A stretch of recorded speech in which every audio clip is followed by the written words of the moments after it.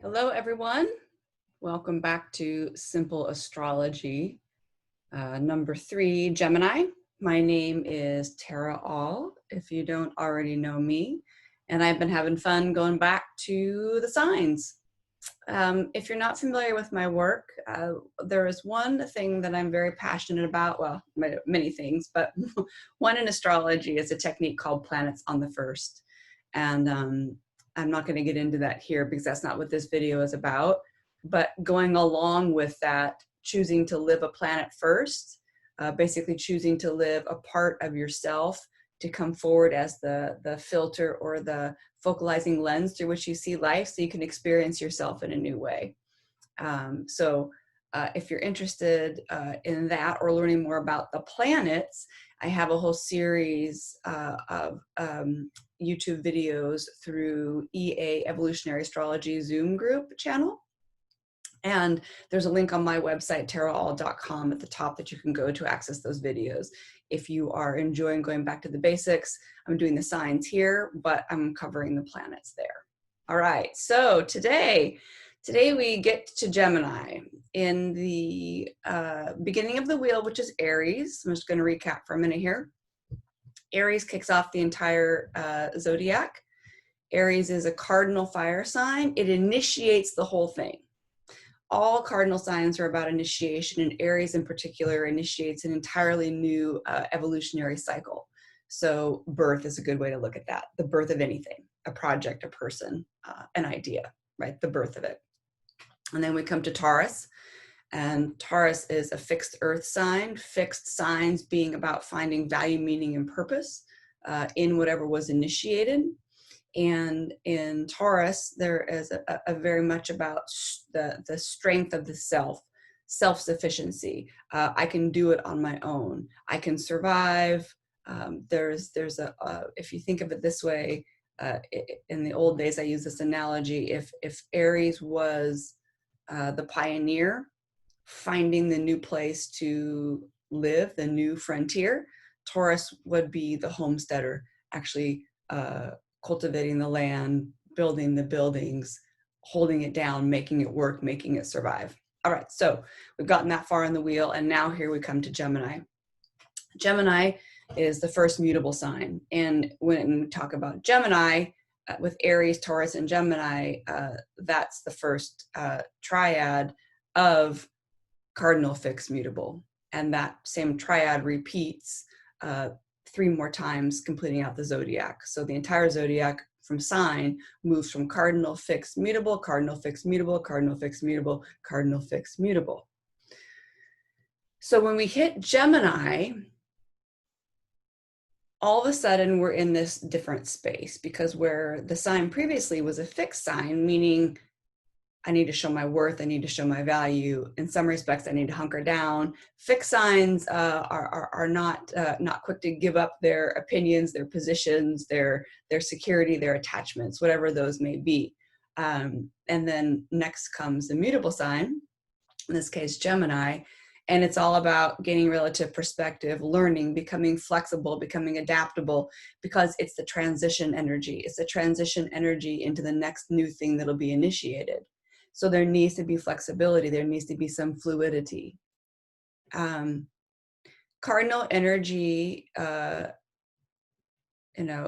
can be all over the place, because in some respects, it's dabbling back into the past, investigating, how did this work out? What does this mean? What can it be good for? And then already leaning a little bit into the future as to where is this going to go next? Where is it going to move? So with all the mutable signs, and with mutable signs, we are talking about Gemini, Virgo, Sagittarius, and Pisces. With all the mutable signs, learning is a huge piece of it. And this idea of changeability, right?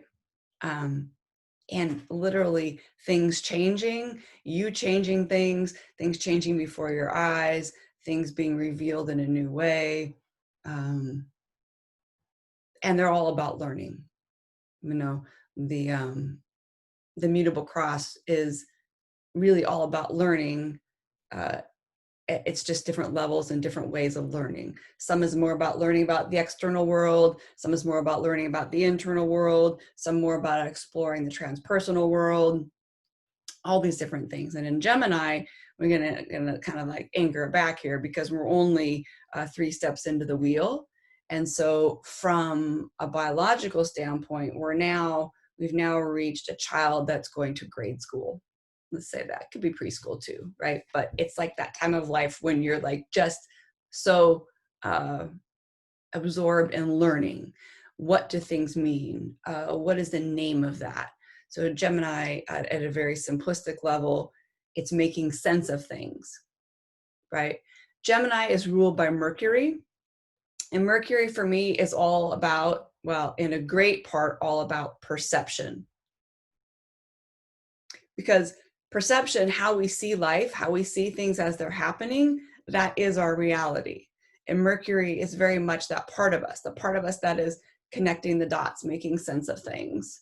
That's telling the story and interpreting the story at the same time. You know, we don't always realize that we're actually telling the story as we're interpreting it, but they're both happening through that mercurial function. So Gemini is a sign that's ruled by Mercury. And I mentioned before in one of my previous videos, but if you're just tuning in now, I'll say it again. Some of the planets rule 2 signs. And Mercury is one of those. It rules Gemini and it rules Virgo, at least traditionally. And Gemini we can see as internal, Gemini we can see as very much external Mercury, and Virgo as internal Mercury.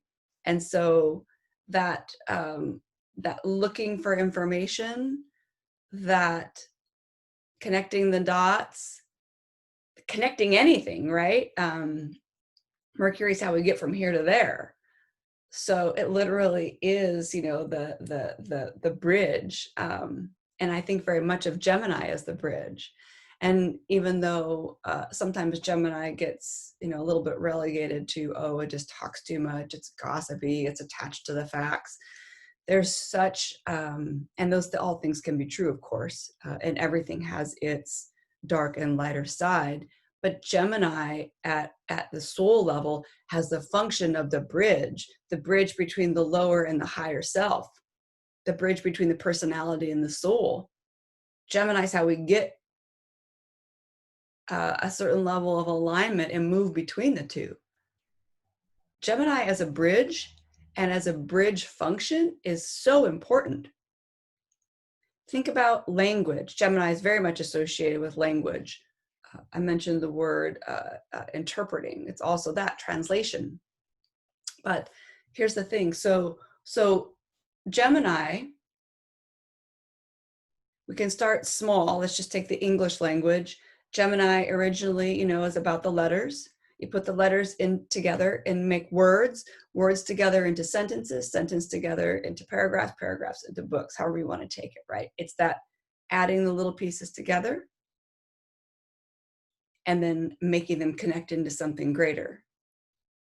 And for us as humans, communication, which is very much a mercurial Gemini thing, communication is how we share with each other. Now, communication doesn't have to be written, spoken. In fact, most of the cues and the signals we give off are not. Our body language, even just our energetic, the way we hold ourselves in a space, bring ourselves into a space, is communicating something all the time. And so communication on the broad level all falls under Mercury and Gemini. So it is not just speaking and writing. It's just that that's what so many of us do. It's the most common. So I'm going to talk about it a lot here, but that's not all there is with that. Okay. So language, how we communicate with each other. I want you to think about it this way. You could know an amazing amount of stuff. And now I'm going to a little bit early draw in the polarity point that is Sagittarius because it's good for this piece here. Sagittarius is very intuitive. Sagittarius is oftentimes wise, holds a lot of wisdom, holds a lot of knowledge. But Gemini, the polarity point, is how that language, how that truth, how that wisdom, how that experience gets translated into a language that someone else can understand so they can appreciate it and learn from it. And that's an important piece. Gemini helps you reach somebody where they're at. It helps you get the right words, the right demeanor, the right tone in your voice, the draw the right picture, whatever it is to share that truth. Right? And that's a gift. So all of us working with our Gemini energy, that's part of it. I've jumped a little bit away from the more mundane aspects here because for me, that's such a huge piece of Gemini. And that ability to build not just a bridge between the personality or the lower self and the higher soul self or higher spiritual self, whichever words you like here. It doesn't matter what words we use here, which is funny because we're talking about Gemini, and Gemini certainly can feel like words really, really matter. But that's an important lesson for Gemini to remember, that it's really actually not, about the words. It's what's under the words, but the words get you to the thing underneath. If you can remember that, if you can remember that words are an avenue to something else, it helps. But this bridge with Gemini's bridge is also a bridge between people, bridge between ideas, bridge between seemingly, unrelated things that can bring them together, bridge between a multiplicity of ideas and parts that can start to weave them together. Bridge between nations, bridge between anything you really can imagine. Gemini is a part of that bridge.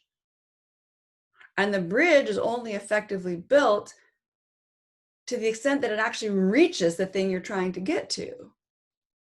And that looks different every single time. Therefore, Gemini doesn't always look the same. Gemini in me, how I build bridges, how I connect the dots, is not going to all look the same as it does for you or for him. It's different. So in the world of Gemini, and for anybody that has super strong Gemini, you are naturally curious. You need variety. You need to be forever learning. Beginner's mind is so huge for Gemini, right? We use that idea of beginner's mind because it means I'm always open to learning something new for the first time.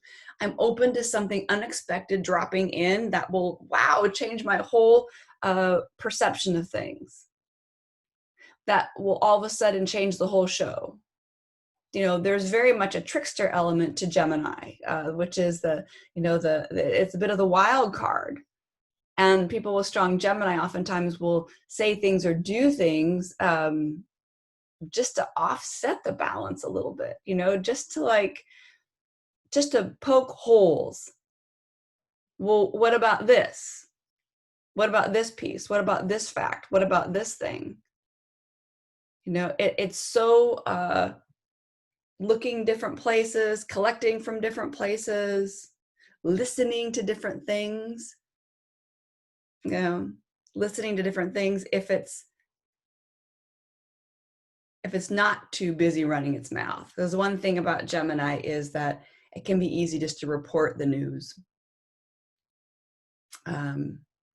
Just report, what's happening without ever getting underneath the surface. And so there can be a tendency to just report what's happening without seeing the thing happening in a bigger picture, really understanding what it means or what it's for. But at its best, Gemini is listening. It's also sharing. Part of the way that Gemini processes and learns is by talking it out, thinking it out. It's like all over the place. Again, mutability, all over the place, running all over the place to get different ideas. Open-mindedness is key with Gemini. You know, if you have Gemini in your chart in a prominent place, if you have a sun in Gemini, if you have a north node of the moon in Gemini, any of the personal planets in Gemini, and even truly any strong Mercury signatures in your chart, being open-minded is really important for you. And part of the path of Dharma with Gemini is being open to new ideas, being willing to see it in a different way, being willing to find out and learn it for yourself. Because one of the things that its polarity point Sagittarius tends to, to say is that I don't need to learn about that. I already know what it means and what'll happen. And it becomes so assured of itself in knowing what is that there's no room for something else to come in, right? Always, when I'm talking about anything, pretty much anything, I talk about polarity points, because in life, at least here on this 3D planet that we live in, we're living in a world of polarity. There's two sides to everything. And those two sides, or what we're calling polarities, are truly one field of energy, one spectrum of energy. You'll hear me say this in every one of my sign videos, because it's worth repeating. And if you haven't heard it, it's really worth thinking about. Good Gemini word. Think about it. Kick it around. Try it out.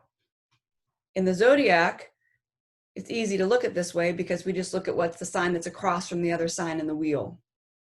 So in Gemini, the polarity point, the sign that's across the way, that's across the bridge, is Sagittarius. And if you want to think about this way, about the bridge building, in some ways, there's a Gemini bridge building aspect in every polarity.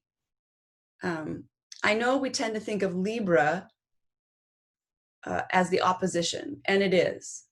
And Libra is very much about paradox and about embracing two viewpoints and about bringing opposites together. So I'm not trying to take away from Libra here, but Gemini has part of this party too. Gemini is part of this function because it's a connector. It's a connector, just in a slightly different way from Libra being a connector. Libra partners in its connections. And Gemini can connect without partnering, which gives it a little more freedom. And that's probably a different, longer conversation, but if that sits with you, cool. So in every polarity, we can look at this Gemini function of there's a bridge between what's considered what we look at as opposites, but the opposites are really two sides of one coin, one field of energy. So from Gemini to Sagittarius, third sign and ninth sign, both mutable, both learning, both big on experiences, both need room to do their thing. But Gemini is so much about the parts, and Sagittarius so much about the whole. They're both important. But for me, I always think about it this way. The individual parts of anything can't just be mathematically added up or scientifically added up to make a whole thing. I mean, maybe you can, but the spirit of the whole thing, the cohesion of the whole thing, the integration of the whole thing, the sum is always greater than its parts. Sagittarius is seeing the big picture. It is seeing the summation. It is seeing the overall concept, whereas Gemini is into the weeds of the details. This is my little finger. It connects to my hand. It connects to my wrist. It connects to my arm. It connects to my elbow. It connects to my upper arm. It connects to my shoulder. connects to my neck. It connects to my head. Right? Sagittarius more just sees the whole body functioning as one thing. And they both have their place, certainly. But Gemini can get stuck in this place of seeing all the pieces separately. Seeing all the pieces separately, labeling things separately, putting things in different categories. And then you miss the big, you miss the purpose of it all. In other words, you could spend forever in Gemini mode gathering more and more and more data. You could get more information. You could learn more and more about all these individual things. In fact, Gemini is known for being a jack of all trades, right? I can study all kinds of things, do a little bit of this, do a little bit of that, but never become an expert in anything. And if at some point you don't stop to say, this is enough, what does it all mean? What is the underlying philosophy of it all? Where for me do all the pieces come together? That's a Sagittarius thing. I can tell you personally, I have a South Node in Gemini, which means, of course, I have the North Node in Sagittarius. They are in their own houses, meaning South Node in Gemini in the 3rd house, North Node in Sag in the 9th house. And for me, astrology has been that bridge, or a big part of that bridge for me. The language of astrology, the overall system of astrology, how everything fits into a whole, has given kind of all my Gemini a place to land. Meaning I don't run around so much trying to figure out why this, why that, what does this mean, going this direction, going that direction. I still dig into information all the time. I will probably always read a million books and study a lot of different things.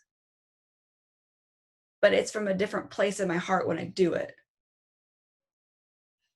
Because I found more of a home of what's true to me in kind of an, I guess, existential way. You know, my understanding of a greater meaning of life, which is not, by the way, a full answer saying that I know it at all. I don't. But I now have a big context to hold all those pieces in, and I can see those patterns in a bigger way. So that's one thing that has been helpful for me in that journey with astrology, and helping me honestly just, integrate my Gemini and my Sagittarius. Astrology is a great way to build a bridge between your left and your right brain. You work with all the parts and pieces, and at the same time, you have to look at the whole. You have to sit with the person and a whole chart happening all at once, and you have to understand that quote unquote animal. You can't just break it down and say, oh, Venus is in Aries in the 7th house. This means blah, blah, blah, blah, blah. At least not if you're going to be a good astrologer. You got to try to look at the whole piece, and then look at how the little piece plays a part in the big piece. Now we're getting into the territory of Gemini and Sagittarius, more integrated. So, Gemini, open-mindedness in Gemini. I've been listening to and reading Stephen Forrest a lot lately. And he talks about how Robert Hand once had, I think it was a lecture, but Robert Hand was talking about the 3rd house in Gemini being related to heresy. And ever since I heard Stephen Forrest say that, it really stuck with me. It helped me understand me more, because think of it this way, Sagittarius, and we're talking old days here, right? So think about the old days when there was one true religion. I'm saying, and in one part of the world, one true religion, right? Just take a little bit of history with a little bit of imagination here and stay with me. Sagittarius traditionally is linked with religion. It's linked with beliefs. It's linked with what is true. So if we look at Sagittarius in the 9th house as the one true belief, what opposes Sagittarius in the 9th house? It is Gemini in the 3rd house. That is where other opinions, other ideas, other thoughts. That is where the poker pokes at the one truth and says, well, wait a second, what about this? But I discovered this. I found this. What about this part? It doesn't fit in your big picture. You know, it's the little hole in the boat that starts to leak. And in a more intense way, you know, it could be literally the heretics that speak out against the, at the time, collective truth, collective belief. So it's a dangerous ground, right?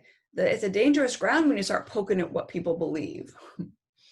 Now, it's important because we're all evolving. The whole idea of astrology, at least for me, in evolutionary astrology, is consciousness evolving, making more room for more truth, for seeing more of what is, more of what we really are. So Gemini is a huge ally in uncovering that.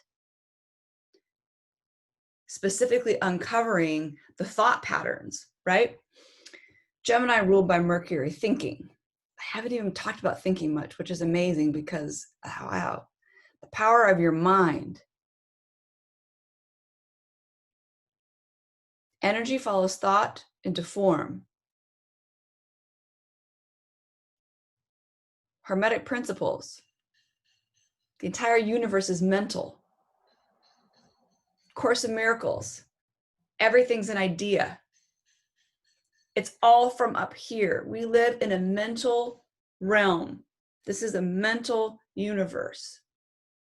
What we make in our minds is what we see, and what we see is what we believe. So all that chatter in your head, all that chatter coming out your mouth, all those words and what meaning you give to them, it matters. Be mindful of it. Gemini likes to have fun, right? Gemini likes to play word games one way or another. If you've ever gotten into it with a Gemini, you sometimes just, you know, give up because they'll simply out-talk you. They can be fabulous talkers. Tell a great story. And they don't mind changing their mind, right? Which can be frustrating if you want them to commit to something and do it the same way. But at the same time, that willingness to be open and change your mind is what changes the world. Changing my mind changes my world, changes our world. It works that way. It's not some magical thing, but it works like magic in the sense that it literally changes what's in front of your eyes. You change your perception, you change your perspective on something, your life will change. And the people around you, their lives will change. They may not want them to change, you see? So here comes again that idea of that house and sign of heresy. It doesn't have to be so serious as speaking out against the one true religion. You could just simply upset someone's apple cart of how they like to think about life. You know, you've got a good stream of energy going. You've got a good thing going in your life. You do things a certain way, you know. A nice Gemini shows up in your life. And they point out all of a sudden how where that doesn't make, what's going on with that? They bring up some new idea, maybe doesn't even have anything to do with you, right? They're processing out loud, literally. Something comes out of their mouth, and all of a sudden you're unsettled about your whole comfortable stream. Because of one thing they said. Gemini can do that.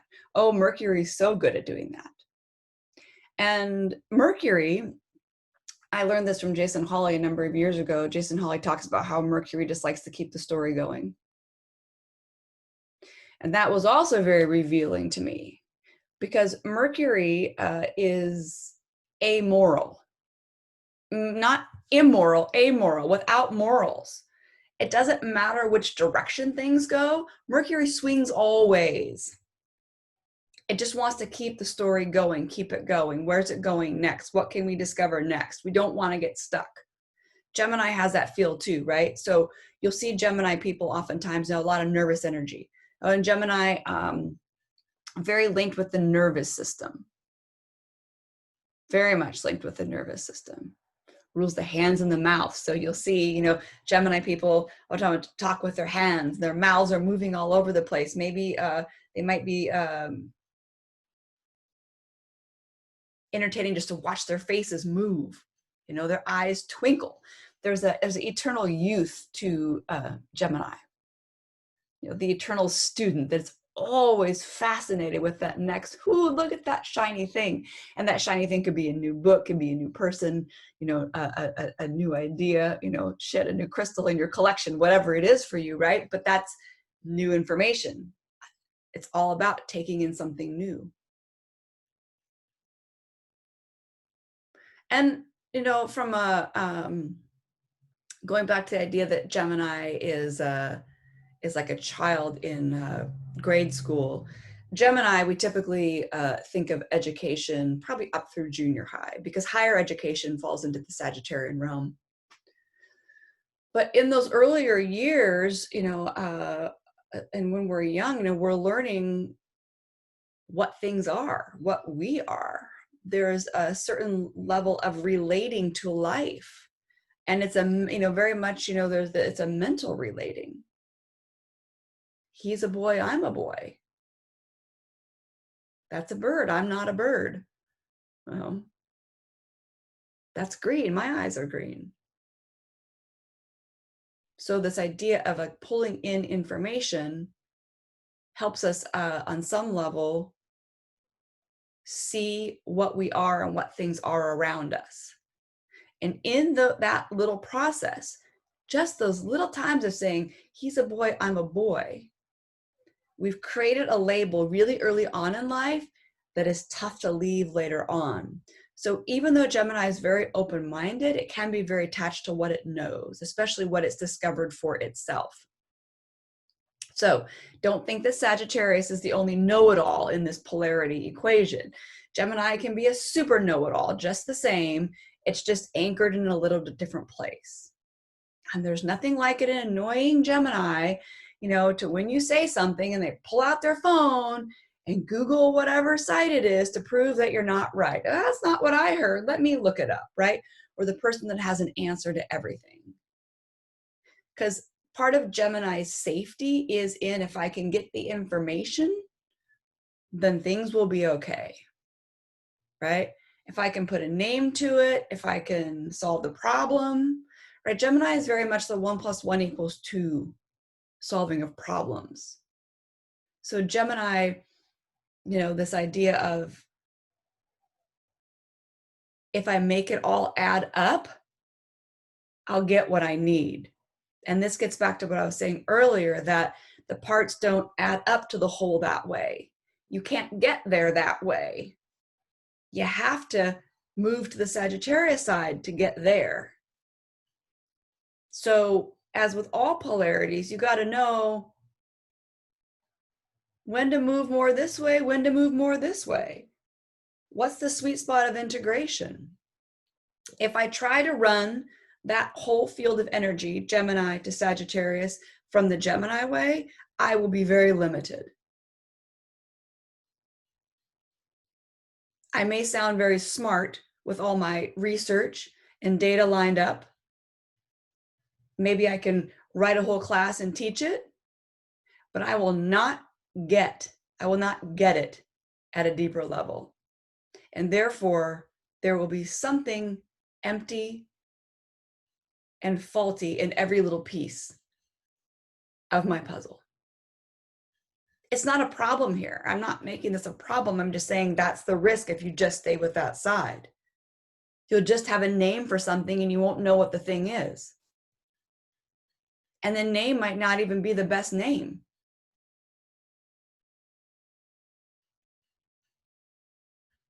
Need to have room for also what naturally arises, which is a very Sagittarius thing, the natural truth, the natural law. That you can't make up, and you can pretend, but it's a different knowing. It's not something you got from a book.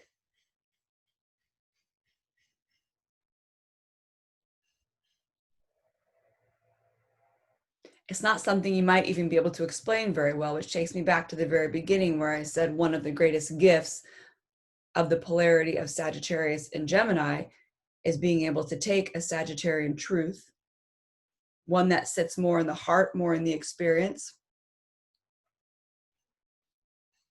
and being able to turn that into some form of communication that someone else can learn from, that someone else can get a glimpse into that experience or truth that you've touched on. You can't give them what you've been, not entirely. But if you're fully in it and you emanate that energy, you'll be able to give enough of it to trigger someone's own experience when they're ready for it. And that's this amazing combination of Sagittarius with Gemini.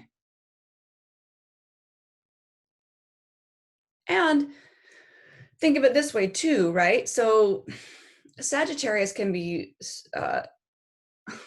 super inclined to just say, this is how it is.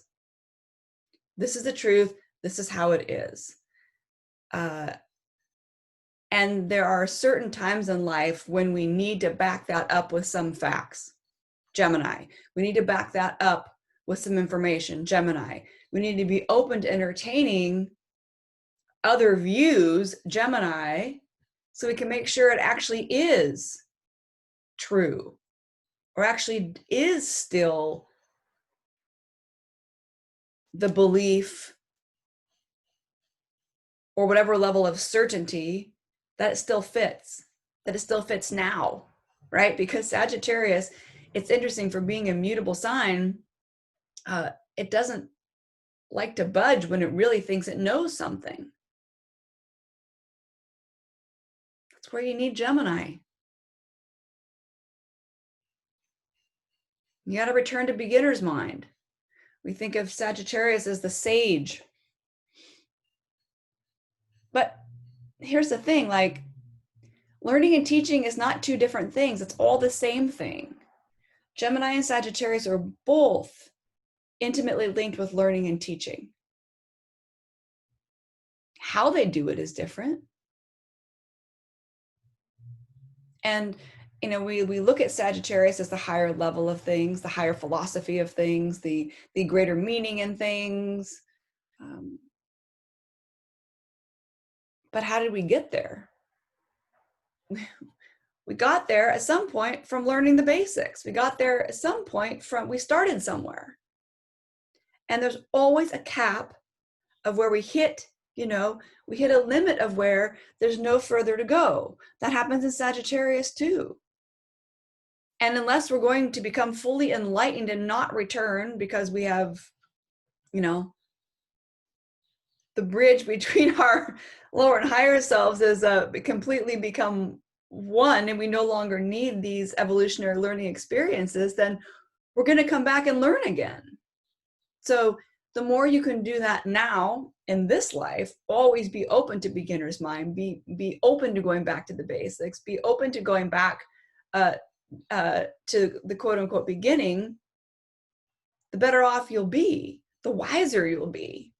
And the truth is, there never can be, you can't ever go back to where you were before. It's impossible, because you're not who and what you were before. Every moment is changing, it's new.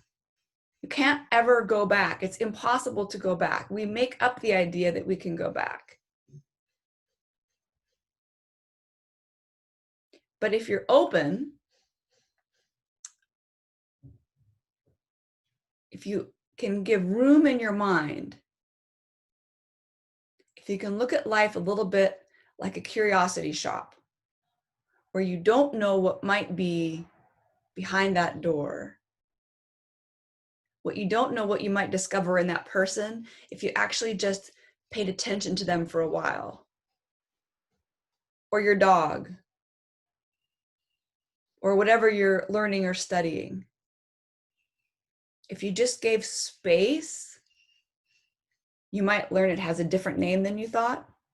You might learn it has a different flavor than you thought. You might learn it has a different meaning than you thought. You know, the parts might all of a sudden shift into a whole new arrangement. And you see some old thing, quote unquote, old thing you've been looking at for a long time in a whole new way. That's one of the great blessings of Gemini.